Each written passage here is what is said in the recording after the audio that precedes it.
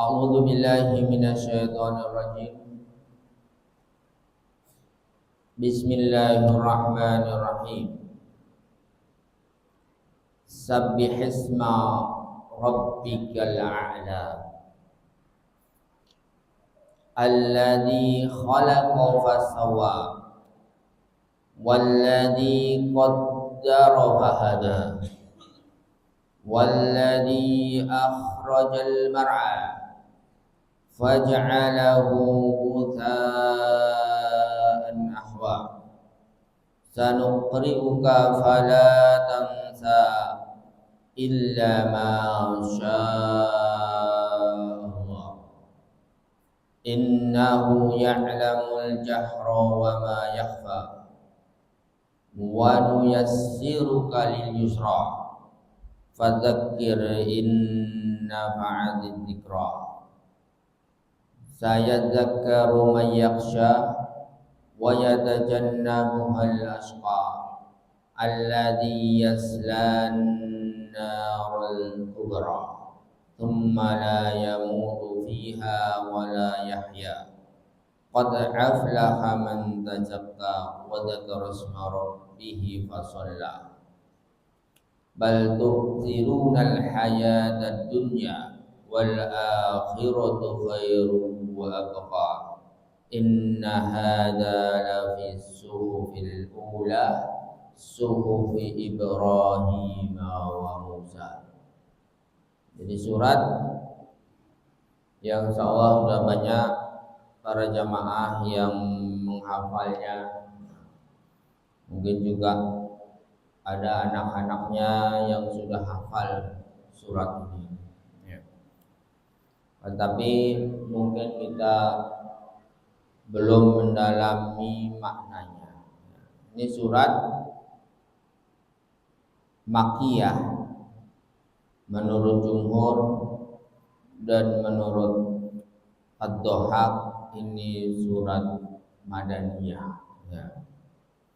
Ada 19 ayat. Surat ini termasuk surat-surat yang tidak terkait dengan asbabun nuzul ya. Dia tidak ada kejadian yang mendahulunya. Sabbihisma rabbikal a'la. Sabbihi, sucikanlah nama Rabb kamu yang a'la, yang maha tinggi.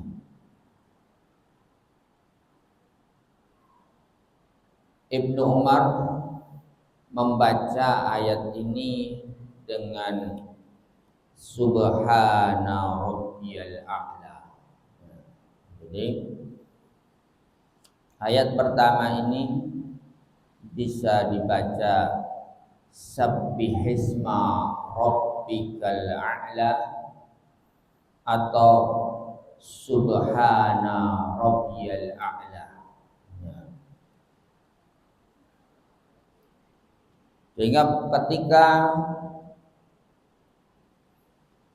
di dalam hadis disebutkan bahwa Rasulullah SAW membaca dengan Subhana Rabbiyal A'la, bahwa Ali bin Abi Thalib radhiyallahu anhu membaca Sabbihisma Rabbikal A'la summa qala Subhana Rabbiyal A'la.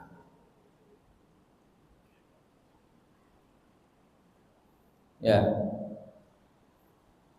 Jadi diriwayatkan dengan dua-duanya ya. Sabbihisma Rabbikal A'la, Maha suci, sucikanlah. Sabbaha ini bersihkanlah sucikanlah nama Rabb kamu ya Muhammad yang a'la, maha tinggi. Jadi pada ayat pertama ini sudah menetapkan sifat Allah yakni maha tinggi. Sehingga ketika kita menetapkan sifat Allah maha tinggi, berarti otomatis apa? Bahwa Allah itu di atas, di langit.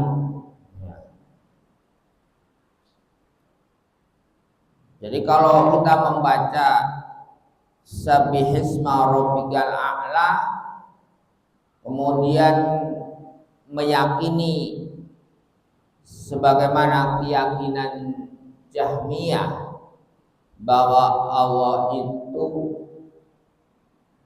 di semua tempat atau Allah itu di mana-mana. Ini kan tidak sesuai dengan ayat ini ya. Jadi kok ketika ditanya Allah di mana? Jawabnya Allah di mana-mana. Lalu ayat ini kemana?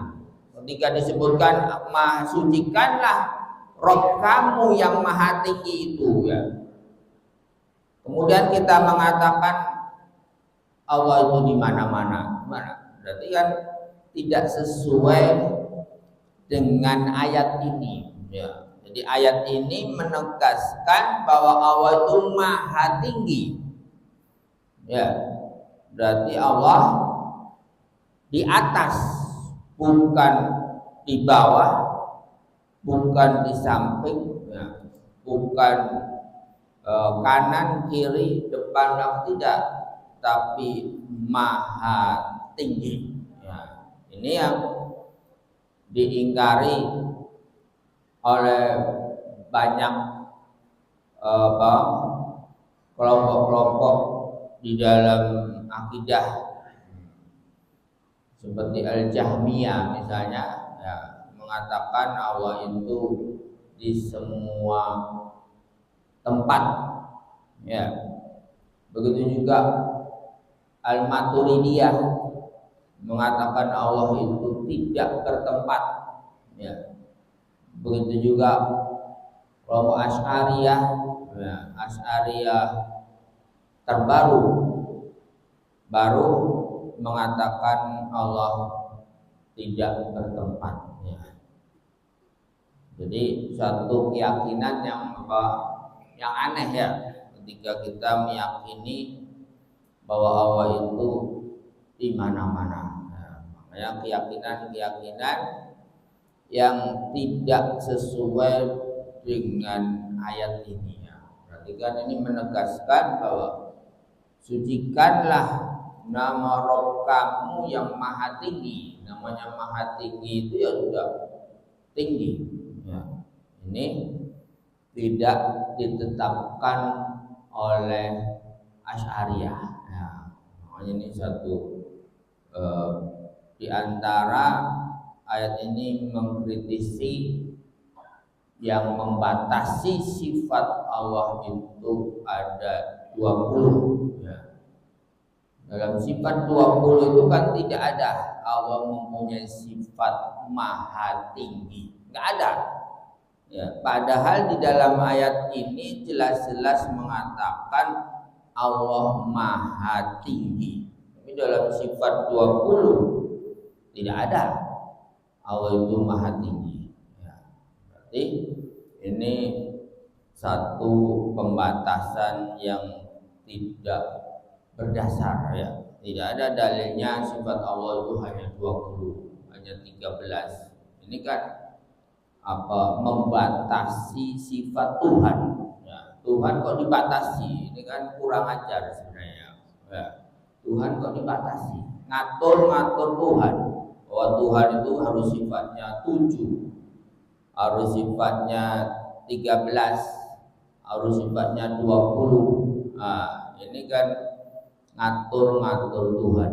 Nah, ini satu bentuk kesalahan ya dari akidah-akidah yang banyak terjadi ya. Ini ngatur Tuhan. Nah, padahal jelas-jelas di sini disebutkan Allah Maha Tinggi, sabbihisma rabbikal a'la. Sucikanlah nama Rabb kamu itu yang Maha Tinggi. Sucikanlah dari segala kejelekan-kejelekan, keburukan-keburukan, kekurangan-kekurangan, dan segala yang tidak layak bagi Allah Subhanahu wa taala. Ini makna sabbih. Sucikanlah Allah dari segala kekurangan, segala kejelekan, segala aib-aib yang tidak layak diberikan bagi Tuhan. Seperti tadi, diantaranya menetapkan sifat Allah itu hanya 20 misalnya. Ini kan tidak layak diberikan kepada Allah, termasuk kekurangan, membatasi sifat Tuhan. Nah, kemudian dari segala macam takdir-takdirnya yang buruk misalnya. Ya, seperti yang pernah kita bahas bersama dulu, bahwa tidak ada takdir Allah itu yang buruk atau tidak baik sama sekali. Pasti di dalam setiap takdir yang tidak baik itu ada takdir yang sempurna. Jadi tidak baik dari sisi manusia mungkin kan, menganggap ini suatu tidak baik, padahal di balik itu ada kesempurnaan dari takdir Allah Subhanahu wa taala. Jadi tidak ada yang tidak baik. Tidak baik kan dari sisi manusianya kan, dari sisi makhluknya, tapi dari sisi apa yang ada di balik itu pasti baik. Ya. Sucikanlah Rabb kamu yang Maha Tinggi. Yang bagaimana? Alladzi khalaqa fasawwa, yang telah menciptakan fasawwa. Ya. Jadi bisa yang telah menciptakan kemudian sawa. Sawa bermakna menyempurnakan.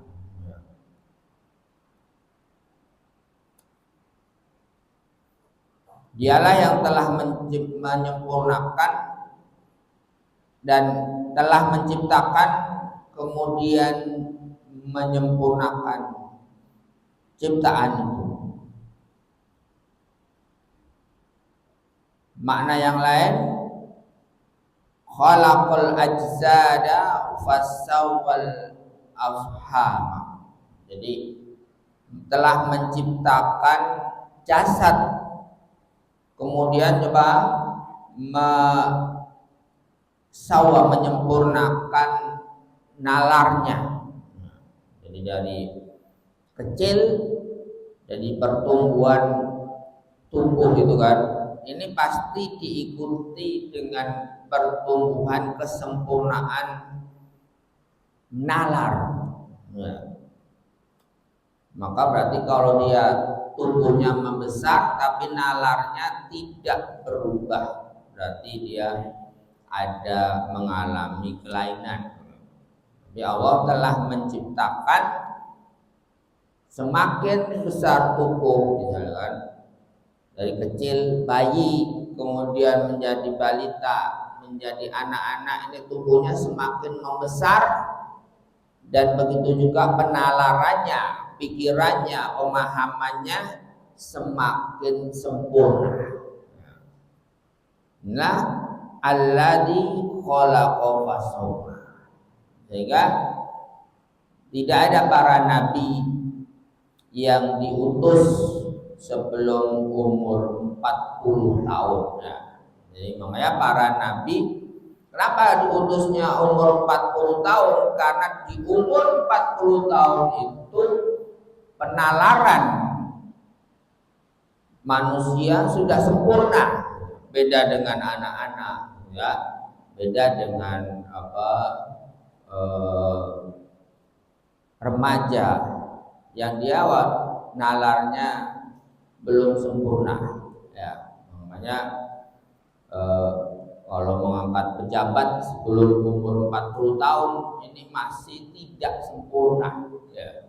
Kenapa? Karena masih anak-anak dia, ya. Masih anak-anak, ya.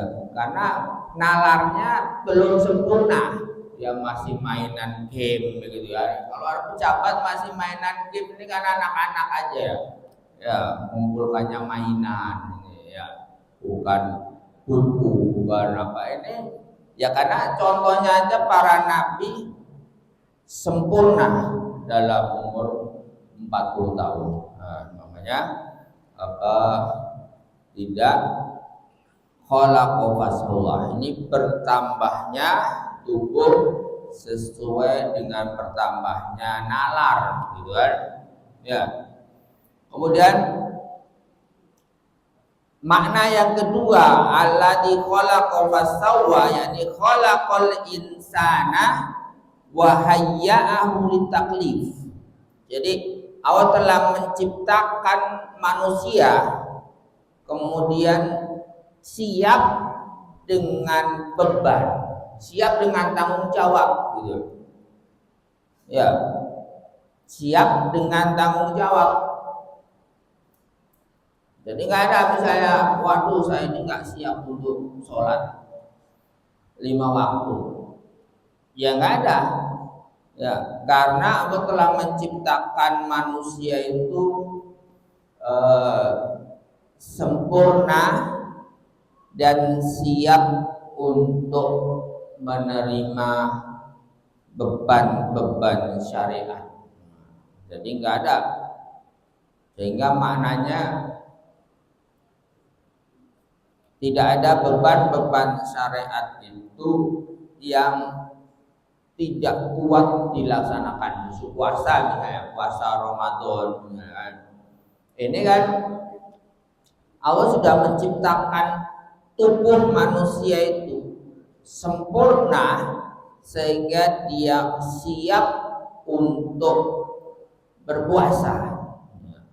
Jadi nggak mungkin Allah menurunkan kewajiban puasa tapi tidak didesain tubuh manusia itu untuk siap puasa. Jadi semua desain pada makhluknya ini sudah sempurna, ya. Itu yang misalnya, yang perempuan misalnya, ibu-ibu misalnya, atau wanita, tubuhnya itu didesain untuk siap menerima kewajiban menutup aurat, ya. Karena tidak mungkin Allah mewajibkan menutup aurat jika tubuhnya tidak didesain untuk siap menutup aurat itu. Jadi tidak ada alasan sebenarnya, panas, ya, gerah misalnya.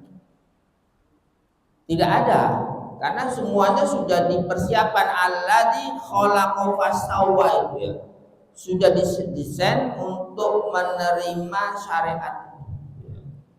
Jadi tidak bisa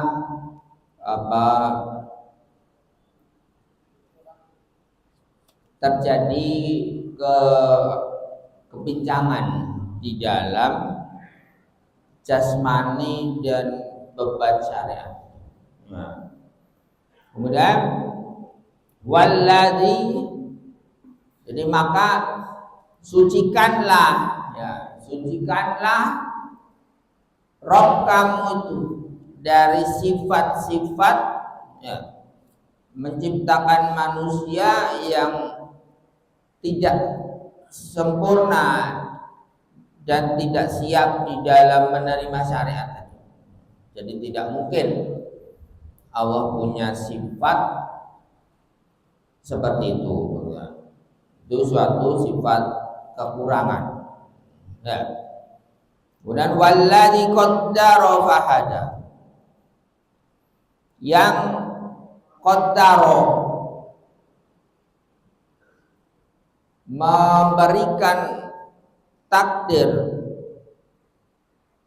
fahada kemudian memberikan hidayah. Nah, ini Al-Kisai membaca tanpa tasdid, ya. Jadi kalau di sini kan walladzi qaddara fahada, ini pakai tasdid. Bisa juga dibaca tanpa tasdid.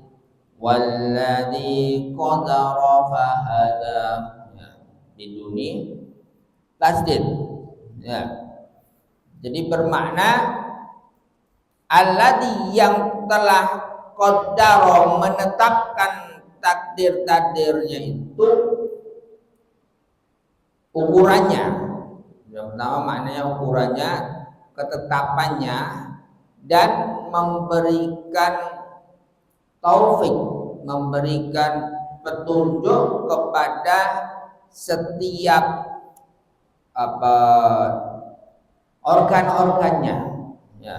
Jadi penciptaan sudah sempurna. Di antara kesempurnaan manusia itu diciptakan semuanya sesuai dengan ukuran dan ketetapan, ya. Seperti makanya Ibnu Qayyim al-Jauzi, kapan manusia itu sakit, ya, maka penyakit menurut Ibnu Qayyim itu, kapan manusia itu sakit, yaitu ketika suhu tubuh lebih tinggi atau lebih rendah dari normal, maka dia sakit. Yang kedua, ketika pertama suhu tubuh, kemudian jika angin di dalam tubuh itu lebih tinggi dari atau lebih rendah, maka dia sakit. Ya, jadi jika keberadaan angin di dalam tubuh itu lebih tinggi, jadi masuk angin, ya. Kalau kurang angin, kempes lah. Ya, ini kalau anginnya kurang, jadi angin. Yang ketiga menurut Ibnu Qayyim, jika asamnya terlalu tinggi atau terlalu rendah, terlalu basah, ya, asamnya terlalu tinggi basah, kalau terlalu rendah jadi asam. Ini menjadi penyakit, ya. Makanya kenapa di sini al-walladzi qaddara fahada, Allah menciptakan semuanya sesuai dengan ukurannya. Ketika dalam kondisi normal, berarti suhu tubuh ada ukurannya, ya. Asamnya ada ukurannya, detak jantungnya ada ukurannya. Kalau tinggi, darah tinggi, stroke. Rendah, darah rendah, stroke juga. Nah, jadi ternyata stroke itu ada dua, ya. Jadi bisa darah tinggi itu bisa stroke, darah rendah juga bisa stroke, ya. Jadi makanya kalau di rumah sakit tidak mesti orang yang darah tinggi, yang stroke itu darah tinggi, kadang dia darah rendah. Kenapa ya? Karena ini tadi walladzi qaddara fahada, Allah sudah menciptakan ukurannya itu pas, tidak berubah. Ketika berubah, maka terjadi penyakit, ya, terjadi kelainan ketika dia mengalami perubahan. Namanya semuanya dalam keadaan pas. Seperti jarak antara matahari dengan bumi itu sampai saat ini tidak berubah 1 milimeter sedikit pun. Ya. Kenapa? Karena semuanya apa? Walladzi qaddara fahada, semuanya sudah terukur. Kalau dia itu naik sedikit, misalnya jarak matahari ke bumi ini lebih dekat sedikit saja sudah hancurlah bumi ini karena terlalu panas. Kalau lebih jauh sedikit, maka musim salju di semua penjuru bumi. Ya. Makanya pas jarak matahari ke bumi ini tidak pernah berubah. Walladzi qaddara fahada. Jadi semuanya tidak pernah berubah. Ya. Makanya ini diantara sucikanlah. Tidak mungkin tidak ada Tuhan yang mengatur alam semesta ini sampai sedetail itu. Nggak mungkin. Oh, alam ini ada sendirinya. Ini tidak mungkin. Ya, bagaimana keteraturan angka-angka itu sudah pasti. Ya, makanya kenapa di sini ada ilmu hisab. Ya, jadi salah kalau kemudian mengatakan ilmu hisab itu bid'ah. Tidak, karena ilmu hisab itu ada. Ya sudah, ini qaddara fahada, semuanya sudah ada ukurannya. Ya. Kapan gerhana bulan, kapan gerhana bumi, ini sudah ada ukurannya. Jadi bisa dihitung. Ya. Jadi peredaran matahari, peredaran bulan itu sudah pasti tidak pernah berubah. Jadi bisa dihitung. Ya. Berapa derajat terbit matahari hari ini kan? Berarti kan hari ini matahari terbit di situ di jamnya jam 6:11 misalnya. Ini sudah pasti. Kenapa? Ya karena peredaran matahari itu setiap tahun tidak pernah berubah. Jadi bisa dihitung. Ya. Jadi nggak ada ilmu hisab itu misalnya bid'ah. Tidak. Ya, ilmu hisab itu kan hanya ngitung aja, ngitung peredaran bulan waktu ini, jam ini berapa detik, berapa sudutnya, itu saja sebenarnya. Kenapa? Karena walladzi qaddara fahada. Ya. Dan yang telah menentukan kadarnya fahada dan memberikan hidayah kepadanya. Ya, makanya ketika saat ini ada perbedaan ada yang nanti puasa hari Sabtu, ada yang hari Ahad katanya. Ini karena itu tadi tidak ada kesepakatan. Maka ini saja sebenarnya masalahnya, tidak ada kesepakatan. Nah, tidak ada.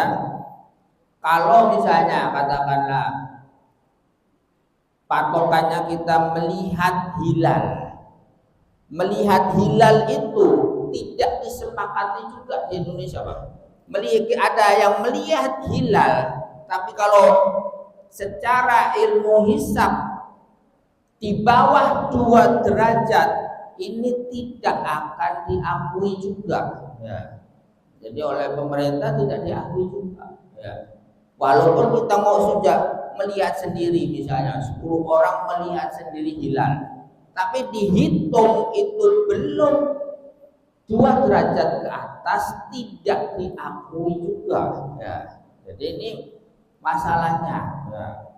Jadi kalau di Saudi itu 1 derajat bulan itu sudah nampak, bulan itu sudah kelihatan.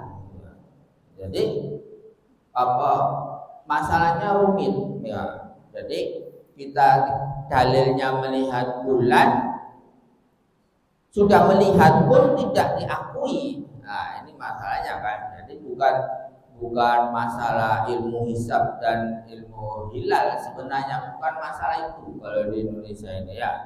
Jadi masalahnya tidak ada kesepakatan. Bahkan kriteria 2 derajat itu dinaikkan lagi menjadi 3 lebih. Nah, ini kan berarti kalau 2 derajat pun misalnya satu masjid ini melihat hilal tidak diakui juga. Ya, jadi bukan masalah hilal atau ilmu hisab ya. Karena tergantung makanya kita mengikuti yang mana tuh, apa hilal apa ilmu hisab ya. Ini ya artinya tergantung dari kita ya, tergantung kita mau mengikuti berdasarkan apa ya ini ya. Kemudian karena semuanya ada ketentuannya, semuanya bisa dihitung ya. Semuanya bisa dihitung. Sementara misalnya kok kita sudah 2 derajat ternyata tidak melihat hilal ya, karena kondisi akhirnya kan ya kembali lagi akhirnya disempurnakan misalnya. Atau ada juga yang puasa berarti kan ya. Karena bisa jadi di tempat lain melihat ya. Karena kalau di Saudi 1 derajat pun itu bisa terlihat ya. Ini masalahnya rumit ya, tidak sesederhana karena juga masalah ijtihadiyah ya, masalah ijtihadiyah ya. Kemudian semuanya diciptakan dan diberi hidayah sesuai dengan takdirnya. Ini makna yang kedua ya. Semuanya jika dia ahlu surga, dia diberikan hidayah untuk apa? Untuk melakukan amalan-amalan kebaikan ya. Kalau dia calon penghuni neraka, dia itu dimudahkan dengan takdirnya. Nah, ini makna walladzi qaddara fahada. Walladzi akhrajal mar'a, dan dialah yang telah mengeluarkan mar'a ya, rerumputan kemudian faja'alahu quzaan ahwa. Kemudian bagaimana rerumputan itu menjadi hitam karena kemudian dia mati ya.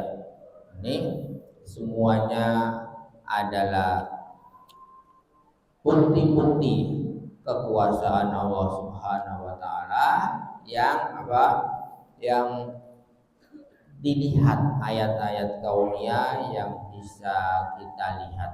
Bagaimana rumput bisa jadi coklat, kemudian kering, kemudian mati.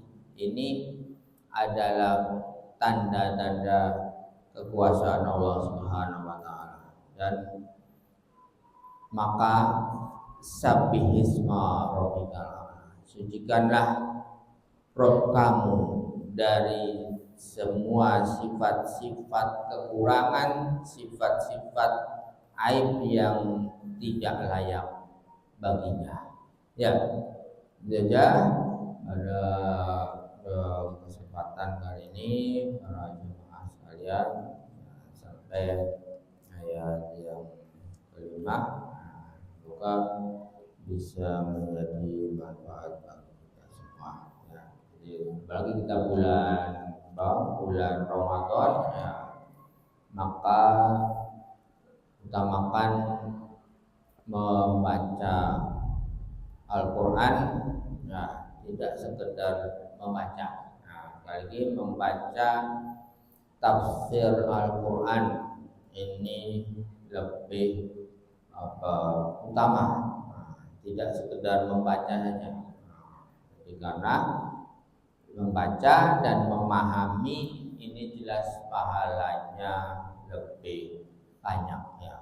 Jadi apa artinya kita mengkhatamkan di Ramadan 30 kali misalnya, tapi tidak paham isinya.